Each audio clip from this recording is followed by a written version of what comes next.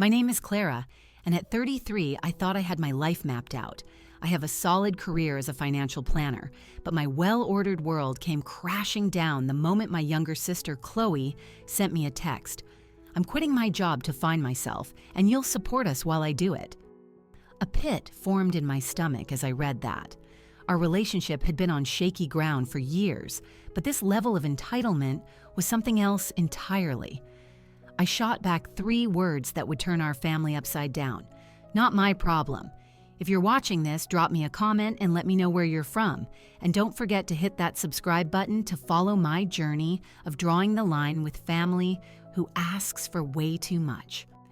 Growing up in our middle-class neighborhood just outside Chicago, the differences between Chloe and me were obvious from a very young age. I was the kind of kid who saved every penny of my allowance, making plans for what I wanted, while Chloe's money disappeared the second it hit her palm. Our parents saw this, of course, but their reactions just ended up reinforcing our habits.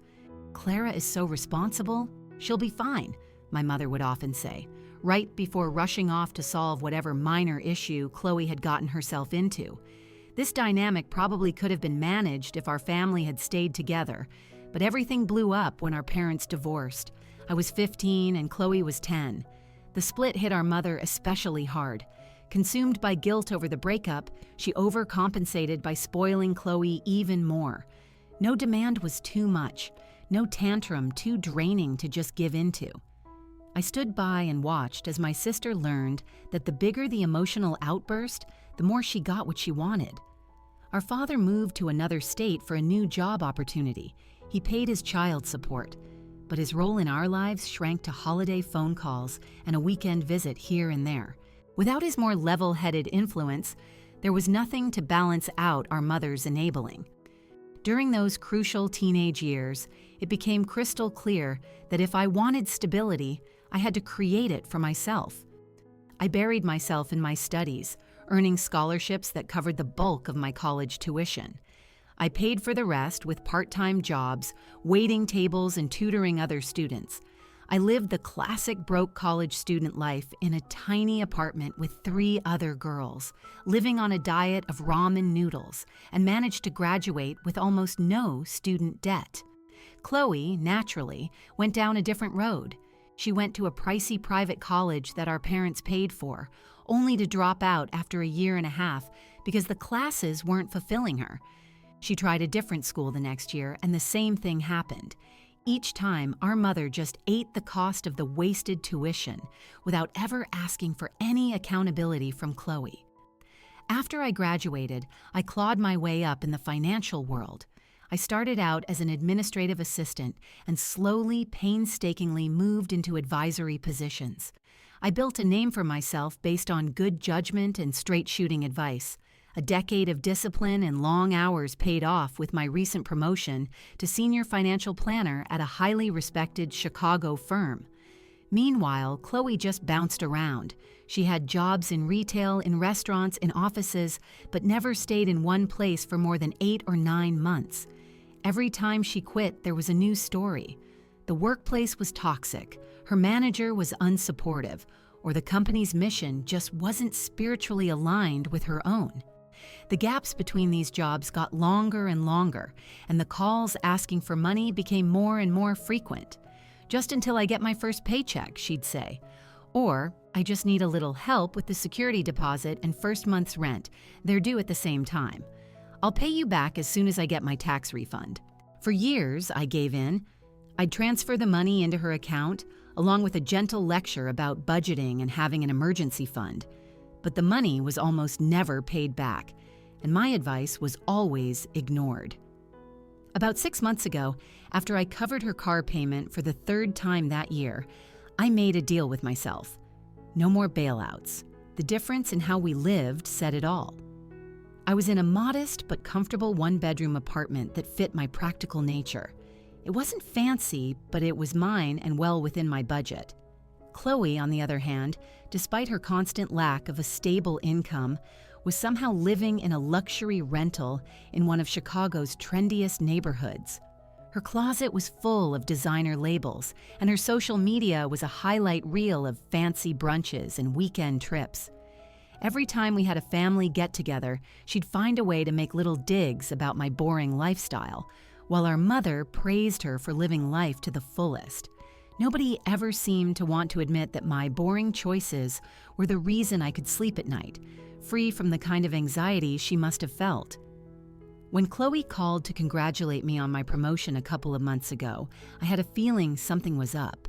The questions she asked weren't about the new responsibilities or the achievement itself.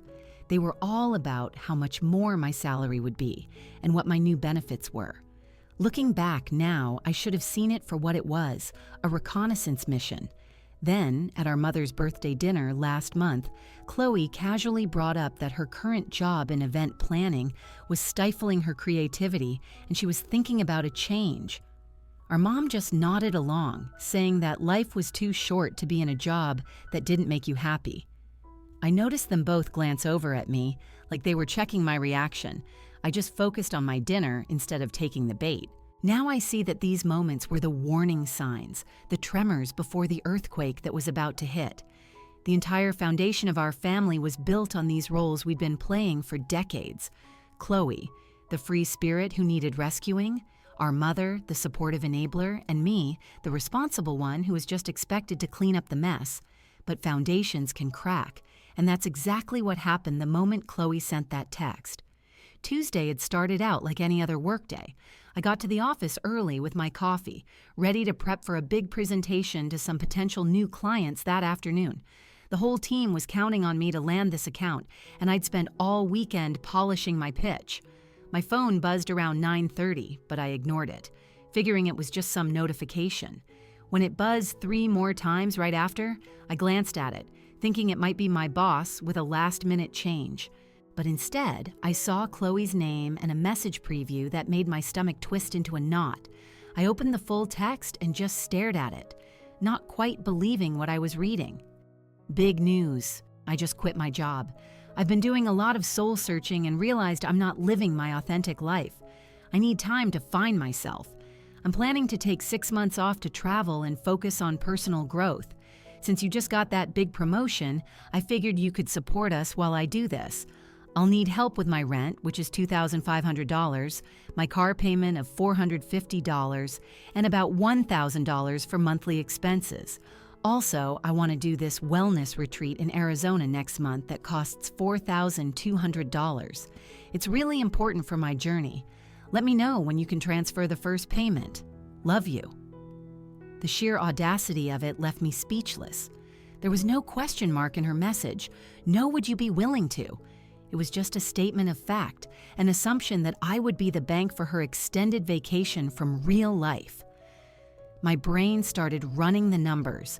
She was asking for almost $8,000 for the first month alone, and nearly $4,000 for every month after that. The grand total would be over $27,000 for the 6-month journey she had mapped out. I put my phone down and tried to take a few deep breaths. My first instinct, the one conditioned by years of this family dynamic, was to call her right away and try to talk sense into her, offer her other options, other ideas. But there was a little voice in the back of my head whispering that this cycle would never, ever end unless I changed how I responded. For 20 minutes, I just stared at my computer screen, completely unable to focus on the presentation slides, wrestling with what to do. Finally, I picked up my phone and typed a reply that I knew would change our relationship forever. Not my problem. I hesitated before I hit send, my thumb just hovering there. Was this too harsh? But then I thought about all the times I had drained my own savings to pull her out of a jam, all while watching her make the same reckless choices over and over again. I pressed send. The 3 dots popped up immediately, showing that she was typing a response. Before she could send it, I added another message. By the way, I've accepted a job opportunity in Dublin. I start Monday. This was not at all how I had imagined sharing this news. I'd been quietly interviewing for an international role for months and had only gotten the official offer the day before. My plan was to tell my family over dinner that weekend, to present it as the exciting career move that it was. Instead, I had just used it as a defensive shield. Seconds later, my phone rang. Chloe's name flashed on the screen. I declined the call and put my phone on silent. I had to focus on my presentation, and I knew from long experience that any conversation with Chloe when she was angry would be long, draining, and full of emotional manipulation. I somehow got through the workday and even managed to nail the presentation despite the chaos churning inside me. When I finally looked at my phone at 5 o'clock, I had 15 missed calls, 9 from Chloe and 6 from our mother. There were also dozens of texts, their tones ranging from confused to pleading to furious. From Chloe. "What do you mean, not my problem? Are you serious right now? Call me back immediately. I cannot believe you would abandon me like this when I need you." Dublin? When were you going to tell me about this? You are being incredibly selfish. From my mother, "Clara, call your sister. She is very upset. I don't understand why you would respond so cruelly to her news. Family supports family. That's what we do. We need to discuss this as a family. Call me as soon as possible." As I walked out to my car, my phone rang again. It was Chloe. I took a deep breath and answered, bracing for the inevitable storm. "How could you?" she demanded, without even a hello. "I shared something important and vulnerable with you, and you just dismissed me completely." "Chloe," I said, trying to keep my voice even, "quitting your job with no plan and expecting me to fund your lifestyle is not something I can support. It's not fair to ask that of me. I'm not asking for a handout," she snapped back.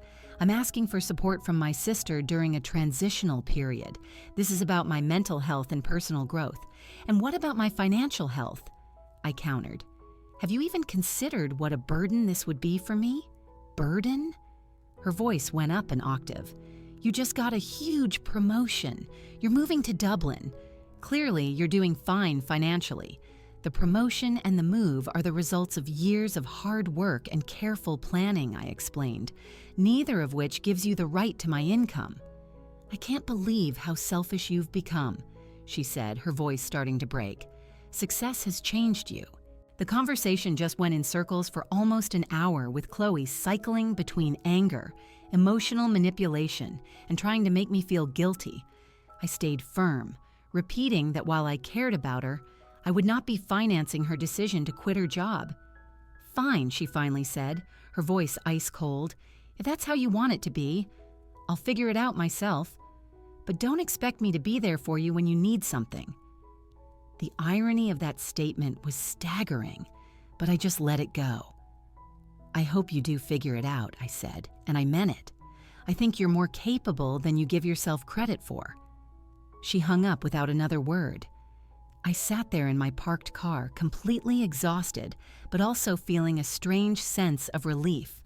For the first time in our adult lives, I had refused to be Chloe's safety net. The ground under our relationship had just shifted, and there was no turning back.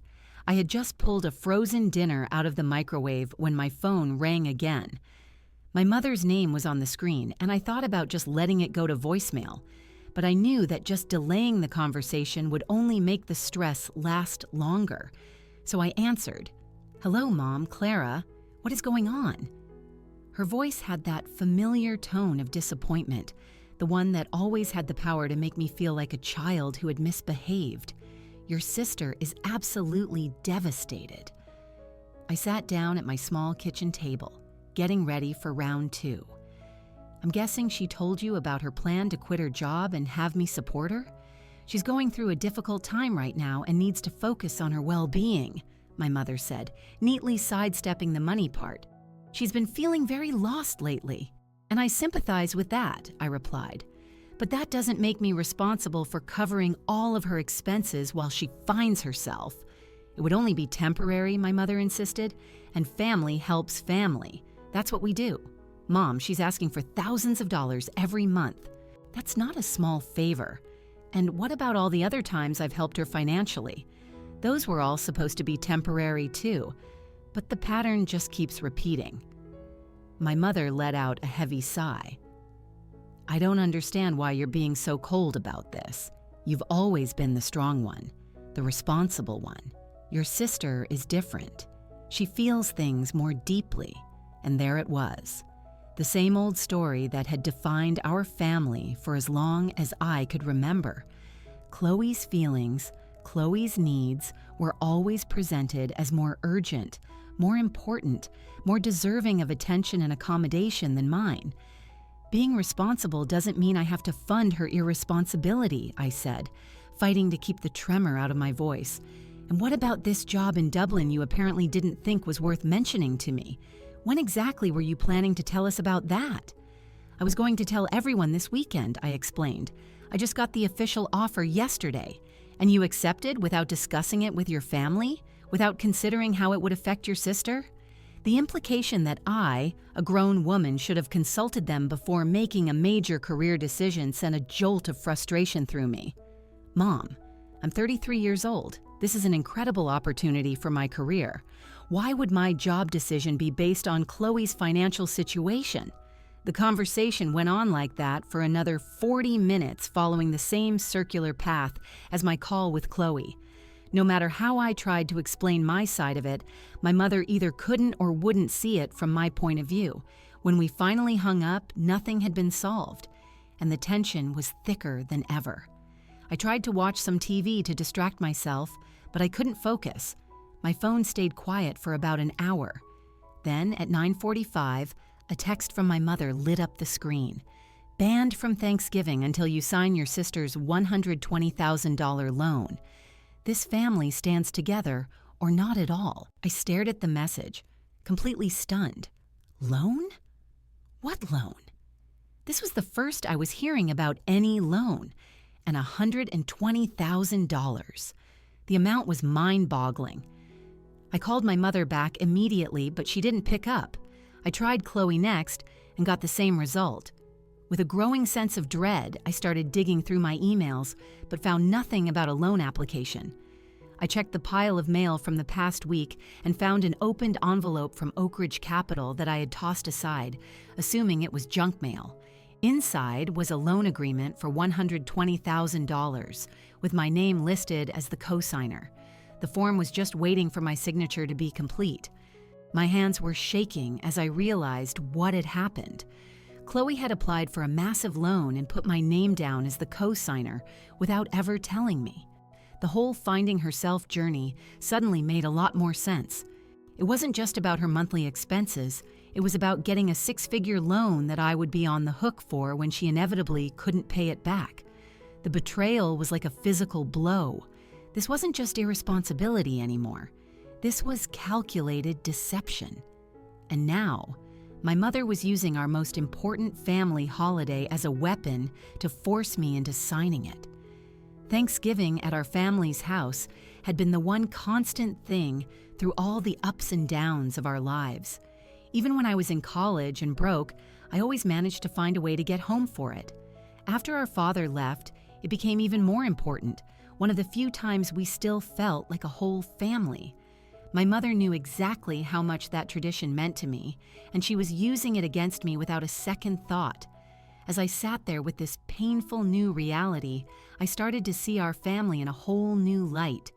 For years, I had just accepted my role as the responsible one as a part of my personality, a choice I had made. But now I understood that I had been cast in this role by my family. I was expected to sacrifice my own needs and wants whenever Chloe's latest crisis came up. The Thanksgiving ultimatum wasn't really about the holiday. It was about keeping the system running, the system that had been in place for decades.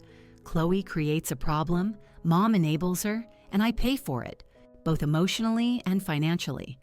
For the first time, I let myself really feel the anger and resentment that had been building up for years. But right alongside the anger was a new feeling of determination. I would not sign that loan. I would not keep playing my part in this broken system, even if it meant I had to spend Thanksgiving by myself. As I was processing all of this, another alarming thought hit me. If Chloe was willing to put my name on a loan without my permission, what other financial messes might I be tangled up in without even knowing it? I grabbed my laptop and started to investigate. I discovered that Chloe was an authorized user on one of my credit cards, something I had set up for her years ago to help her build credit and had completely forgotten about. Our Netflix, Hulu, and Spotify accounts were all under my name, and Chloe was using them freely. We were still on a family phone plan where I was the primary account holder, and a look at my Amazon purchase history showed that Chloe had somehow gotten access to my account and had been ordering things regularly, charging them all to my saved credit card. The extent of our financial entanglement was so much worse than I had ever imagined. It was as if Chloe had quietly woven her finances into every part of my life, creating a web that was going to be difficult and messy to untangle, but was now absolutely necessary. With a growing sense of urgency, I opened my laptop and started methodically going through every single account that had my name on it. I made a spreadsheet listing each account, whether Chloe had access, and what I needed to do to fix it. The list was much longer than I expected, showing just how deeply our finances had become intertwined over the years. First, I called my credit card company and had Chloe removed as an authorized user. The customer service agent asked if I wanted a new card with a new number, warning me that it would be a hassle to update all my automatic payments. Yes, I said firmly. I need a completely new card number. It would be an inconvenience, but it was the only way to be sure Chloe couldn't keep using the account. Next, I changed the passwords on all my streaming services: Netflix, Hulu, Disney Plus, and Spotify. I felt a small pang of guilt, imagining Chloe getting cut off in the middle of her favorite show. But then I reminded myself that at 28, she was more than capable of paying for her own entertainment. The family phone plan was a bit trickier. Just canceling it would leave Chloe without a phone, which felt a little too harsh. Instead, I called the provider and arranged to have her line transferred to her own separate account in 30 days. That would give her enough time to take over the payments or figure something else out. As I went through my list, my hands started to shake, and I felt a tightness in my chest that I knew was anxiety. Setting boundaries with my family was new for me, and every step I took felt both liberating and terrifying. The most important step was dealing with Oak Ridge Capital about the loan. I called their customer service line and explained that my name had been used as a potential co-signer without my knowledge or consent. The representative sounded concerned and immediately transferred me to their fraud department. "This happens more often than you might think," the fraud specialist told me with sympathy in her voice. "Family members assume it's okay to use each other's information, but it's actually fraud if it's done without permission."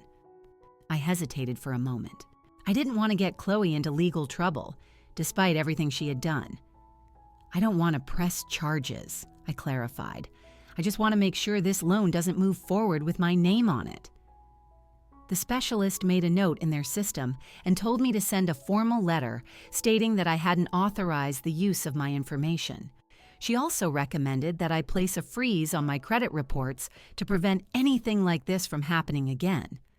Following her advice, I went to the websites for all 3 major credit bureaus and placed freezes on my reports. It was another inconvenience, but a necessary one. Throughout this whole process, my phone kept buzzing with calls and texts from both Chloe and my mother. I put it on silent. I needed to focus on protecting myself before I could face any more emotional battles.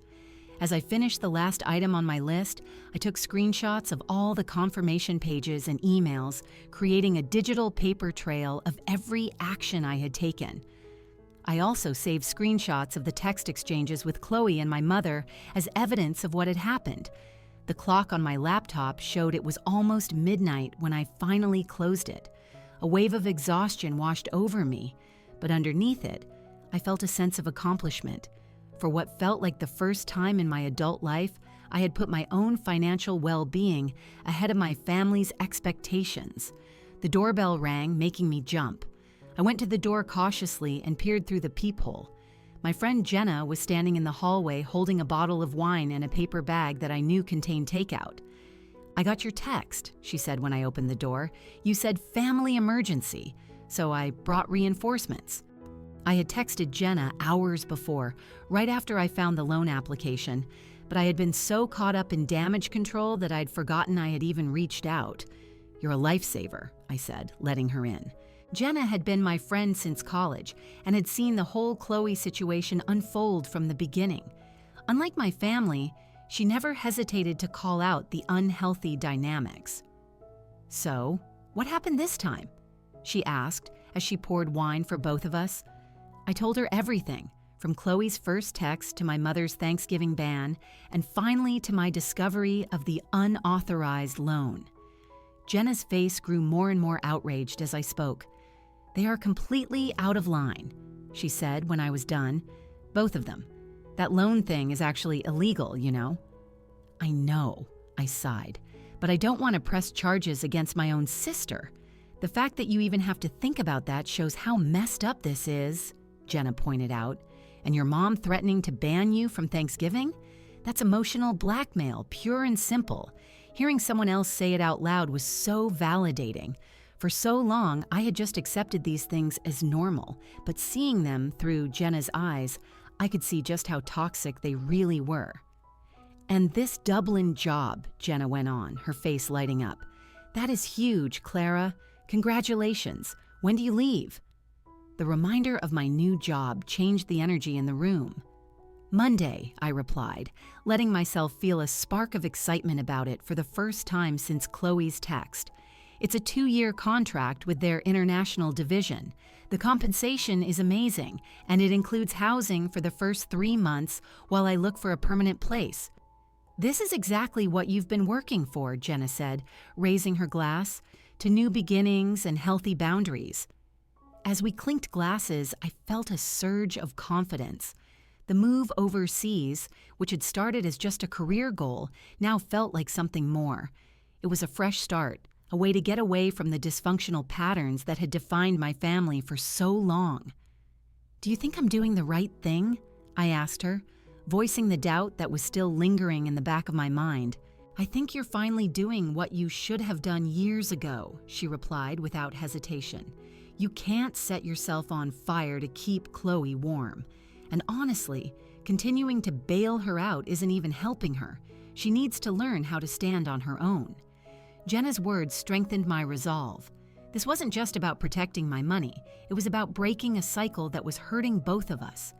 By refusing to enable her anymore, I was actually giving her a chance to develop the self-reliance she so desperately needed. When Jenna left around 1 in the morning, she gave me a tight hug. "I'm proud of you," she whispered. "Stay strong." I closed the door behind her, feeling emotionally drained but also lighter than I had in years. My phone showed 22 missed calls that had come in throughout the evening, 12 from Chloe, 8 from my mother, and surprisingly 2 from my father, who almost never got involved in our family drama. I knew tomorrow would bring more confrontations, but for tonight, I had done what I had to do.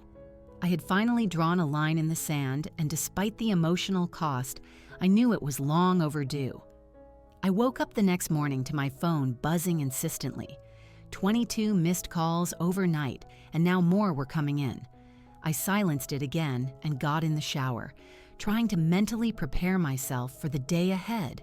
Of the 22 missed calls, 12 were from Chloe, spread out from late last night to the early morning hours. 8 were from my mother, mostly clustered in the evening right after her Thanksgiving ultimatum. The last 2 were from my father, who had called around 11 p.m. The voicemails painted a picture of escalating panic throughout the night. Chloe's messages started out angry. "Call me back right now. This is ridiculous, Clara."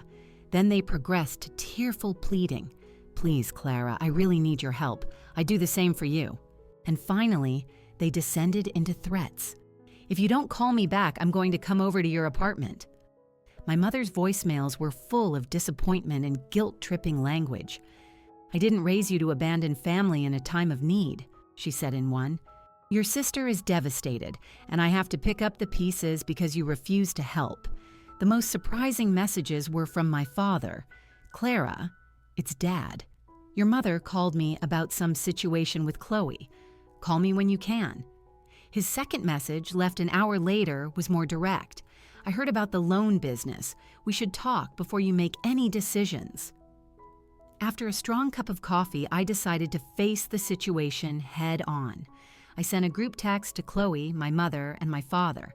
"I have received all of your calls and messages. To be completely clear, I will not be co-signing any loan. Using my name on a loan application without my consent is fraud, and I have already contacted the bank to alert them. I have removed Chloe as an authorized user on my credit card and changed the passwords to all subscription services in my name. The phone plan will remain active for 30 days, giving Chloe time to establish her own account." My decision to accept a position in Dublin was made before any of this happened and is unrelated. I am not abandoning anyone. I am simply refusing to continue enabling financial irresponsibility. I am willing to discuss this calmly if anyone wants to have a productive conversation. I hit send and braced myself. The responses came almost instantly. First, from Chloe. "I cannot believe you are doing this to me. I was going to pay back the loan. I just needed your credit score to get approved. Now I have nothing. Thanks for ruining my life." My mother's reply came a moment later. "Clara, this is not how we raised you to behave. Family stands together through everything. I am deeply disappointed in your choices. The Thanksgiving ban stands until you show more compassion for your sister's situation."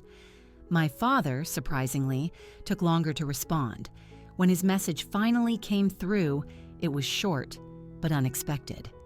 "Clara, call me privately. I want to hear your side." Before I could decide who to call first, my phone started ringing with calls from extended family.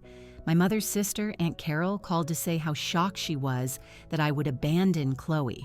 My cousin Megan texted to ask why I was being so harsh when my sister was just going through a tough time. It was clear that my mother had already been working the phones, spinning a version of the story that painted me as the villain and Chloe as the victim. The family gossip mill was in full swing, with relatives I barely spoke to, suddenly feeling the need to weigh in on my life. I declined most of the calls, just texting back a brief, "This is a private matter between Chloe and me. I appreciate your concern, but I'm not discussing it further." Social media became the next battleground. Chloe posted a vague but obviously targeted status. "Found out who really has my back today." Blood doesn't always mean loyalty. The post got dozens of sympathetic comments, including one from our mother expressing her support for Chloe during this difficult betrayal. I resisted the urge to defend myself online, knowing it would just add fuel to the fire. Instead, I muted both of their profiles and tried to focus on getting ready for my move to Dublin, which suddenly couldn't come soon enough. Amid all the criticism, a few surprising allies emerged. My grandfather, my mother's father, called to offer his support. "Your grandmother and I have watched this pattern for years," he said in his gravelly voice. "It's about time somebody stood up to it. Don't let them bully you, kiddo." My cousin Sarah, who had always been closer to me than to Chloe, sent me a private message. "For what it's worth, I think you're doing the right thing. Aunt Susan and Chloe have always had this weird dynamic, and you always get caught in the middle. Break the cycle." These small gestures of support meant the world to me, like little islands of sanity in a sea of criticism. As the day went on, I got updates from other family members about Chloe's situation. Apparently, she had moved back in with our mother, bringing all her stuff and her cat, claiming she couldn't afford her apartment anymore without my help. My mother, predictably, had welcomed her with open arms, turning the home office back into Chloe's old bedroom within hours. The irony wasn't lost on me. Chloe had gotten her wish of not having to support herself, just not in the way she had planned. Instead of getting money from me, she had gotten free housing, food, and other necessities from our mother. My father finally called me back in the evening. Unlike my mother and sister, he actually listened to my side of the story without interrupting. When I finished explaining everything, including the unauthorized loan application, he let out a heavy sigh. "This isn't the first time something like this has happened," he admitted. 2 years ago, Chloe tried to open a credit card in my name. I caught it before it went through and confronted her. She swore it was a one-time mistake and begged me not to tell anyone. I believed her and kept it quiet to protect her. His words sent a chill down my spine. This wasn't just impulsive behavior, it was a pattern of deliberate deception. "Why didn't you tell me?" I asked, hurt that he had kept this from me. "I should have," he admitted. "But after the divorce, I felt like I had already failed you girls in so many ways. I didn't want to make things worse by turning you against each other. That was my mistake, and I'm sorry." His apology was unexpected and strangely comforting. For the first time in this whole mess, someone was taking responsibility for their own actions instead of demanding that I take responsibility for theirs. "What should I do now?" I asked him, suddenly feeling like the confused kid I had been during the divorce. "Stand your ground," he said firmly. "You're doing the right thing, both for yourself and, though she can't see it now, for Chloe too. As for Thanksgiving, if Susan follows through on her threat, you're welcome to spend it with me and Linda." Linda was his second wife, a kind woman I had only met a handful of times. The offer touched me. My father and I had never been close after the divorce, our relationship reduced to obligatory phone calls. This invitation felt like a first step towards something new. As the week went on, the family drama didn't let up. My mother continued to send emotional texts, alternating between anger and tearful pleas. Chloe either ignored me completely or sent long, accusatory messages about how I had betrayed her. Extended family took sides, with most of them siding with Chloe and my mother, at least publicly. Through it all, I stuck to my guns. I was polite but firm, and I poured all my energy into getting ready for my move. Every box I packed felt like another step toward freedom from the toxic dynamic that had held me back for so long. The night before my flight, as I sat in my nearly empty apartment surrounded by boxes, I got a text from my mother that showed just how little had changed. "Chloe needs a laptop for job applications. Can you leave yours when you go? You'll get a new one for work anyway." I just stared at the message in disbelief. Even now, after everything, the expectation that I should just hand over my things for Chloe was unshaken. I typed a simple reply, "Number." My laptop is coming with me to Dublin. I turned my phone off after that, unwilling to get drawn in again. Tomorrow, I was getting on a plane and putting an ocean between myself and all these unhealthy expectations. The distance would be physical, but I hoped it would create emotional space too. Space to build a life on my own terms, not on my family's demands. The days before I left were a blur of logistics. I had arranged to sell or donate most of my furniture, keeping only a few special things that I would have shipped to Dublin once I found a permanent place. My entire life was being condensed into 4 suitcases and a carry-on, a process that was both terrifying and incredibly freeing. All the while, the family drama simmered in the background. My mother's messages got more and more desperate as she realized I was actually leaving. "You can't just run away from your family responsibilities," she texted. "What kind of daughter abandons her mother and sister?" The guilt she was trying to trigger was real, but so was my resolve. This wasn't abandonment, it was self-preservation. I had accepted the Dublin job before any of this blew up, but the timing now seemed like a gift from the universe, giving me physical distance during this painful family reset. Jenna and 2 other close friends helped me with the final packing and cleaning. They acted as a buffer, screening my calls and running interference when Chloe actually showed up at my apartment unannounced the day before my flight. "She's busy packing," Jenna told her firmly through the closed door, refusing to let her in. "This isn't a good time." "She's my sister," Chloe had protested. "I have a right to see her before she leaves the country. You had plenty of chances to see her without trying to exploit her financially," Jenna had replied coolly. "She'll contact you when she's ready." I listened to the exchange from my bedroom, feeling grateful for Jenna's protection, but also sad that it had come to this, hiding from my own sister. My last day in Chicago was spent tying up loose ends, a final meeting with my financial advisor, turning in my apartment keys, and a quiet dinner with the friends who had been my rock through this crisis. I never thought family drama would be what finally pushed me into therapy, I confessed over dessert. But I made an appointment with someone who specializes in family systems. It's virtual, so I can continue from Dublin. That's a really healthy step, Jenna said. This stuff runs deep. Having a professional to help you navigate it will make a huge difference.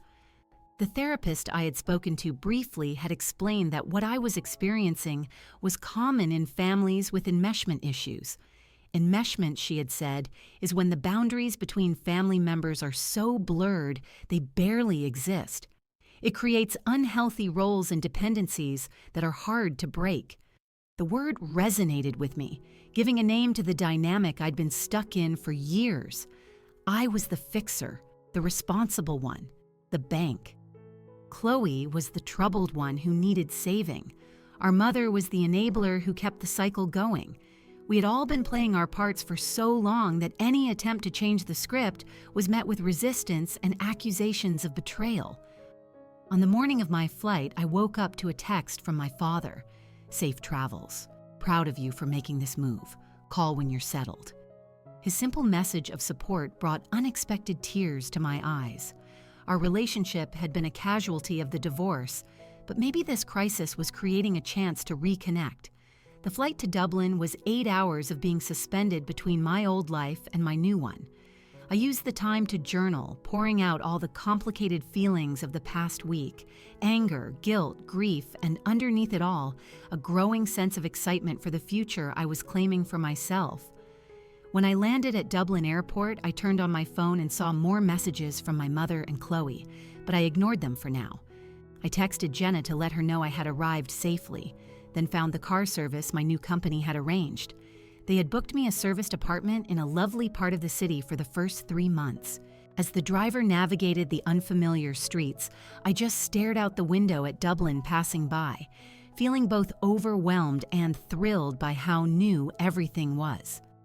My first week at the new job was intense, but invigorating.